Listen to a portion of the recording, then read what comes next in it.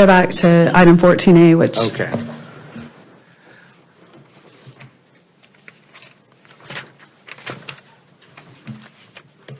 All right, so what page is that, Amy? Trying to. 10, Page 10. 10 of 11. All right. Right below elections. All right, consider, discuss, and take action on removing all non-statutory or constitutional duties of the county treasurer, including personnel responsible for such duties, physical location of the treasurer's department, and the reassignment of said duties and personnel. Over the last year and a half, there have been many issues regarding payroll, and these issues directly affect the men and women who work diligently for all of us in this county. Some of these men and women are literally risking their life, and when they cannot depend on their paycheck being paid timely, accurately, properly, that's a real problem. We have, on the 10th of February, I sent out an email just asking county employees to let us know, my office, let me know what type of issues that they faced. In a very short amount of time, we received over 80 emails from employees with wide-ranging issues. We have roughly 110 full-time employees that didn't have any federal withholdings for one of the first 3 pay periods in 2022. We had over 230 juror checks that were issued erroneously on another county's bank account. We have over 600 employees that have been over or underpaid. We have had a payroll, we missed a direct deposit date. We've dispersed funds from the wrong account. We have ongoing W-4 issues where the W-4s employees are not having any taxes taken out of their checks for up to 18 pay periods. That now requires these employees to try to figure out how they're going to come up with the money to satisfy their federal tax obligation. We have W-2s that were issued incorrectly, numerous W-2s. We have employees that have received an email that their W-2s were ready, but once the employee went to look at the W-2, the numbers didn't even match their final paycheck for the year. We have a claim that the overtime is paid improperly and that we're in violation of the Department of Labor, which the county attorney's office is certain is just not true. When we discussed publicly the idea of moving payroll to ADP, that was met with resistance and a letter coming from the Treasurers Association saying, basically kind of threatening the county of you really don't want to do that action, even though the treasurer herself had brought up that in a Facebook post that it would be a good idea to consider outsourcing payroll to ADP or Paychex. Anytime these issues are brought up, it's always budget's fault or risk management or the HR or the auditor or Tyler Technology or N4 or IT. That's just not the case. So many of these issues, if better checks and balances were in place, our employees could have much more integrity with their paycheck and the timeliness and accuracy of it. There are numerous employees in the Sheriff's Department that their certification pay and longevity pay has either been missing or incorrectly entered. We have many employees that were either paid double or triple the amount of their salary or underpaid more times than ever should have happened. We have employees that are paid by 2 different divisions, and we can't seem to get their paycheck to be correct. We've had issues with deductions. We've had issues with some of our contract services, leave balance issues, and we have just a stack of emails just from 1 month of people that have had issues regarding their paycheck that have never happened before. And all this information, we're going to run it through the county attorney's office to make sure it's all publicly available, so everybody will have access to any of it that they want. It's correspondence that has come out of the treasurer's office regarding some of these issues and errors. The action that the court is looking at is not done on some sort of a whim or because we're upset or mad about something that happened. This is happening because our employees deserve to be paid on time and accurately, and their W-2s should be correct. And it's never a fun thing to have to take duties away from anyone. However, I think that it'll give the treasurer's office more time to focus on their core constitutional and statutory duties. And with that being said, I am going to ask for feedback and conversation, but I'd like to make a motion that we move payroll to Phyllis Martin. We're going to create a new payroll department with Phyllis Martin running payroll and give her the ability to hire the staff that she needs to get this job done. Second. We will, Evan Bisong will help oversee the initial startup of the department, working with N4 to make sure that we have N4 in place to make sure our employees are paid. There's going to be a process that we have to go through for this to happen. We will house the new payroll office in the N4 training room temporarily till we can figure out a more appropriate space. I would go on to say that there are no changes to the budget of the treasurer, no position changes for the treasurer at this time. Those would be addressed during the budget hearings where it's most appropriate to happen. But waiting till budget to transition payroll just isn't an option, in my opinion. It's too important. It's got to be fixed. Our employees deserve to be paid. And with that, an open conversation. We have a first and a second. Melanie, you're here. You have the freedom to answer this.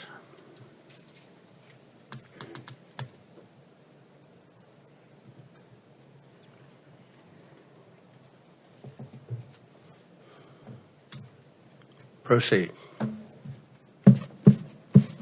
Have there been issues in N4? Without a doubt. My first question is, are you willing to actually listen to me and hear what I wrote in my email and have a discussion with me? Because so far that has not occurred. It appears from the reading of this that this is completely decided. And if it's not worth my breath, then I don't know why I would. So I'm asking, are you really wanting to hear what's gone on in the last year? Well, I'm certainly interested in hearing about it, and I'm confident that our commissioners are, but I can't speak for them, but I said, I want to hear. These are things that are being said, and either there are answers to them or they're not. There are answers to them. Okay? Clear answers. One of the things brought up is the W-4 withholdings and people not having taxes withheld. That was very clearly brought up. The tax tables changed. The W-4s changed. When we were getting ready to go live in July of 2020, before we ended up having to push the go live date, I went to a lot of departments, met with employees directly, explained to them that the W-4 was completely different, explained to them that there was a tax law change, and that it was crucial that they look at their stubs when we first went live. Unfortunately, a lot of employees did not do that. And so are they having to pay taxes this year? Yes.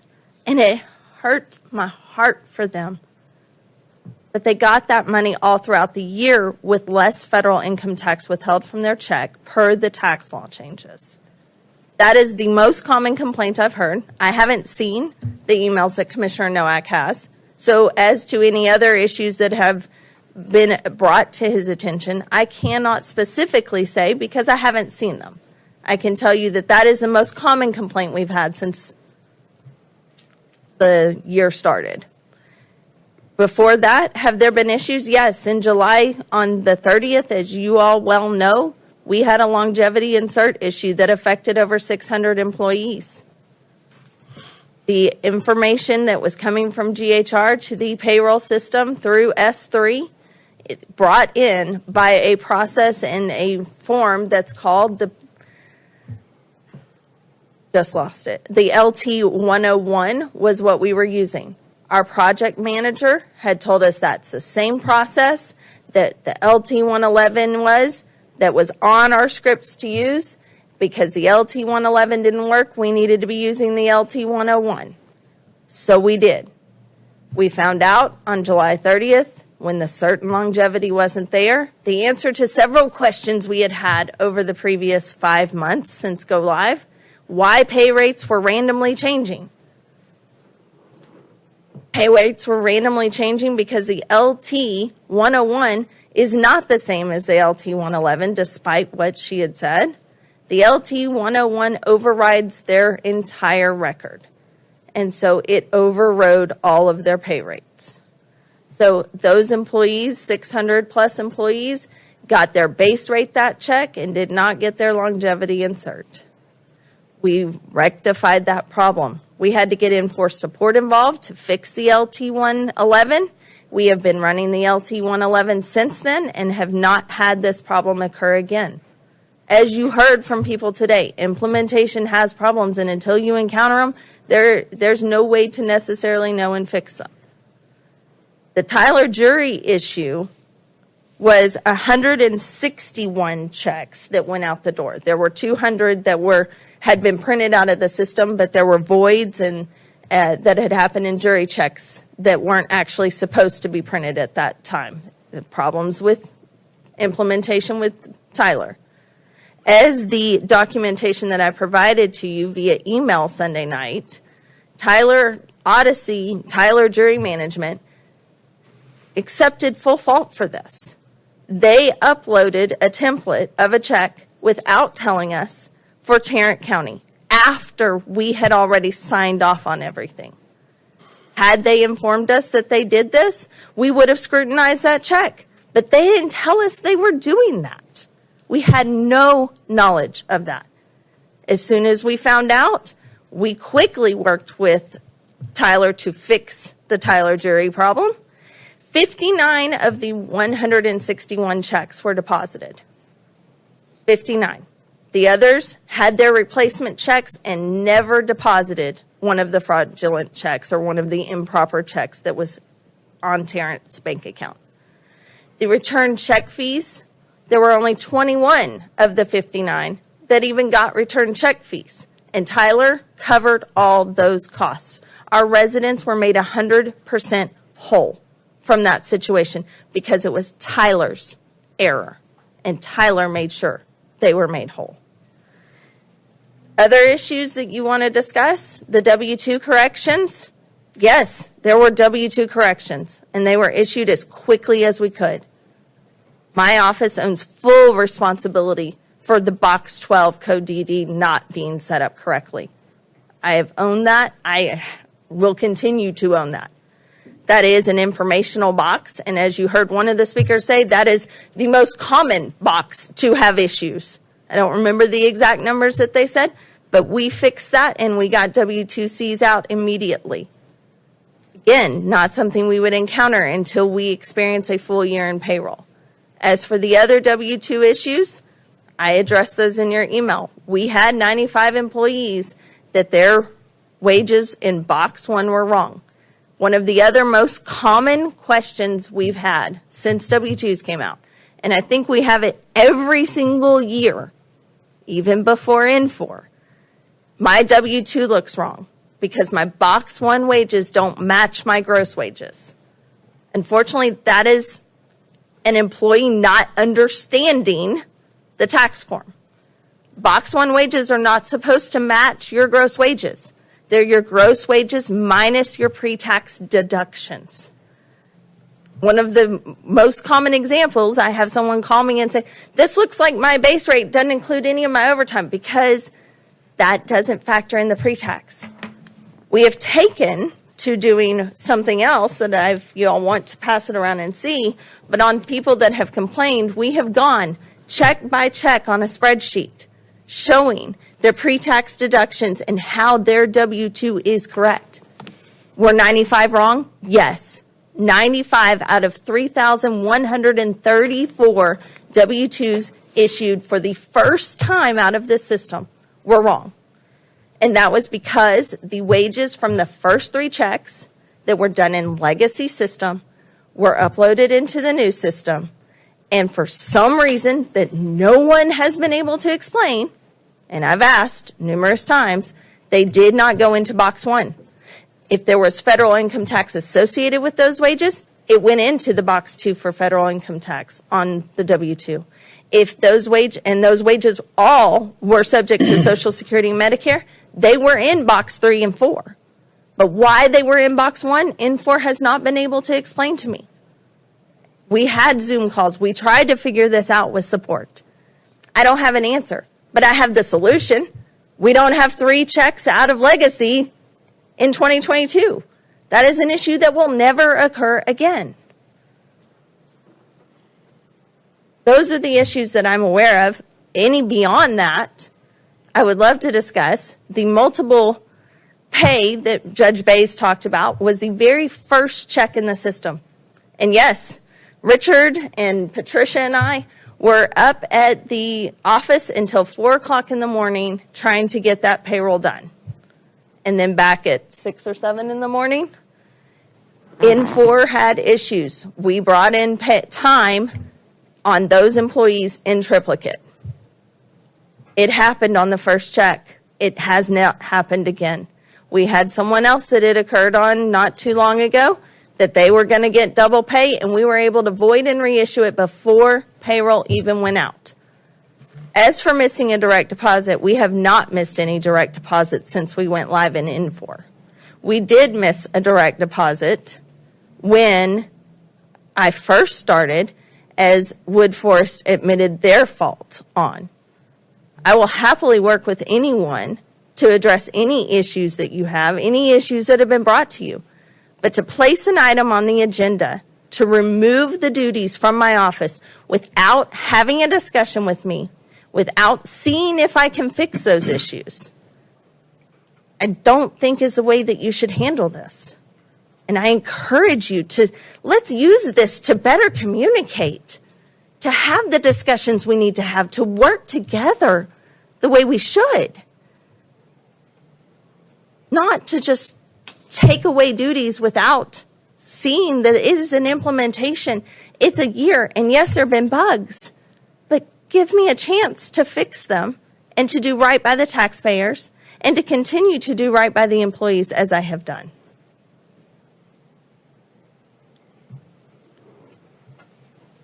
Gentlemen?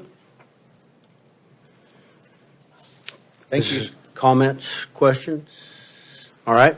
Thank you, Melanie. We appreciate that. I have a comment about some statements that were made earlier that I take offense to. One of those were that I, along with the rest of the court, was making a decision without doing an investigation or getting any facts or anything. And another one I'll address in a moment was that this would have something to do in regards to it being a woman. In regards to the first, I sat on the bench for 16 years. It's just the piece over there in Precinct 4. And there was a party there that relentlessly attacks me to this day for 19 years because they simply don't like me. They're entitled to their opinion. But yet that same party had 2 separate civil cases come before me when I was judge over there, and I ruled in their favor, even though the law allowed me to legally rule against them just because I didn't like them. There's nothing they could have done about it except appeal. I did not do that. listened to the evidence. I gathered all the facts, and I ruled in their favor, even though they badmouthed me to this day. I did what was right and just. And any decision that I may make or not make today in regards to this case has nothing to do with my thoughts or feelings or not feelings about Miss Bush or anybody else in this. I have no ill feelings about any of the people that were, some of them in here earlier. Some of those are the same ones that give me a hard time for those years in regards the lady that made a statement about this being in regards to a woman. So false. Top 3 people in my office are ladies. There are no glass ceilings with me. I found that women, no offense you guys, but ladies can multitask like crazy. And that's one of the reasons they're very smart. They're very good at what they do. And one of the reasons I had women at the top of my field over there, because they can multitask better than me and than most of the guys on my team. So I have no ill feelings toward anyone about any gossip or anything else that may have been out there. My decision about this today is based on the things that Commissioner Nowak has brought forth and the experiences that we've had in our office over there for some time now. Not anything beyond that or other than that. That's my thoughts. I agree with my top 3 ladies in our office, what keeps us running. I took offense to the same statement that the lady made. This has nothing to do with male or female. Absolutely not. My office, if I didn't have those 3 ladies, we would be in trouble because they do things together. They cross-train. They're an amazing, our office is top-notch. And for me, this is about the employee. There's over 2,000 employees in Montgomery County, and some of those employees make minimum. They're making $14 to $18 an hour. So if they miss one little check, one little thing, their W-2 is wrong. They don't have money to fall back on. To federal government doesn't care what happens. So it's to me, it's about taking care. That's our job as commissioners, is to take care of our employees, make sure they work hard. There's nobody works harder than those men and women that work for me in my office on a day-to-day basis. And that's where I stand. But I'm a working man too. I've been out there on the streets working and stuff in my past, and I wouldn't work for someone that couldn't pay me and get my stuff right. I wouldn't. I just couldn't do it.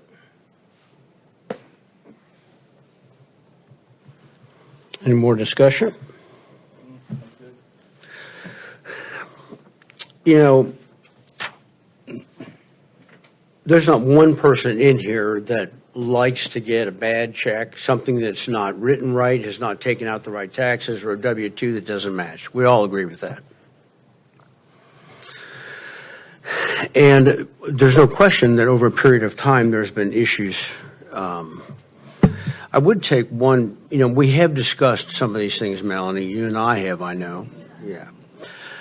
So it's not like this is unknown, all of this. But one of the biggest issues for me is that we've got our community, the public community, 53,000 or so people who recently voted and previously voted to put our treasurer in place with the understanding that she would do payroll, investments, and payables. As painful as it is, elections have consequences. And I think in my judgment at this point, to pull those things from her denies the people what they voted for. That's a problem for me. No, please, no, please. I'm not taking one side or the other. I'm trying to do what's right by the people. And I know that the commissioners up here, I know they want to do what's right by the people. And like y'all, I'm sympathetic and empathetic with with our employees. I guess what I would like to see is to sit down with the problems, get us together, and hammer them out, quit pointing the fingers and excuses that it's the computer or whatever. At the end of the day, Melanie, you're in charge. The buck stops with you. Just like when something goes wrong here, guess what? I'm only one of 5 votes. So from that perspective, until that's done, I would like to see us table this with a view to sitting down and seeing if we can do this. And if not, that's y'all's call, but that's what I would move towards in terms of our discussion. At this point, that's all I've got to say. If no one has anything else, I'll entertain a motion. We have a motion and a But second. we have a motion and second already, Judge. Who was the second? Okay, you were the first. Commissioner Nowak, and all right, then let's vote. All those in favor of moving forward on this? Those opposed? Aye. And with that in mind, our executive session is over. Our votes have taken place. We have opportunity